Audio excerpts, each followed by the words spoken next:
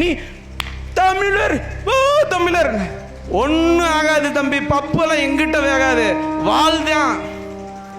நாங்க விஜயநகர பேரரசு. திரும்ப விஜயநகர பேரரசு அமைக்கணுமான்னு நான் கேட்கிறேன். எல்லா மாநிலங்களையும் தமிழர்கள் இருக்கிறார்கள், தமிழ் ஆளுமைகள் இருக்கிறார்கள், அறிஞர்கள் இருக்கிறார்கள். யாராவது ஒருவர் அங்கே கர்நாடகாவில் ஒரு தொலைக்காட்சியில், ஏதோ ஒரு தொலைக்காட்சியில் உட்கார்ந்து, ஏங்க எப்படிங்க ஒரு நாட்டுக்குள்ள இருந்துட்டு தமிழர்களுக்கான நியாயமான நதிநீர் உரிமையை நம்ம கொடுக்க முடியாதுன்னு எப்படிங்க சொல்றது? சுப்ரீம் கோர்ட், உச்ச நீதிமன்றமே சொல்லிருச்சுலங்க. அப்படி யாராவது ஒருத்தன் கருத்து பதிவு பண்றானா? இல்ல ஒரு தமிழனுக்கு விவாதிக்க வாய்ப்பு கொடுக்கப்படுதா? இல்ல அப்படி ஒரு தமிழன் பதிவு செய்து உயிரோட வீட்டுக்கு போக முடியுமா? போக முடியாது.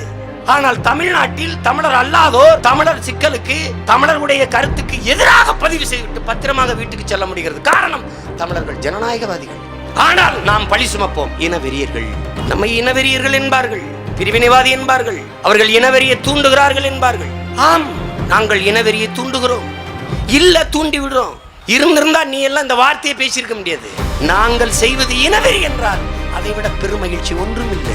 நான் தான் சொன்னேன், வரலாற்றில் இப்போதுதான் அவர்கள் முதன்முறையாக எதிரியவே சந்திக்கிறார்கள்.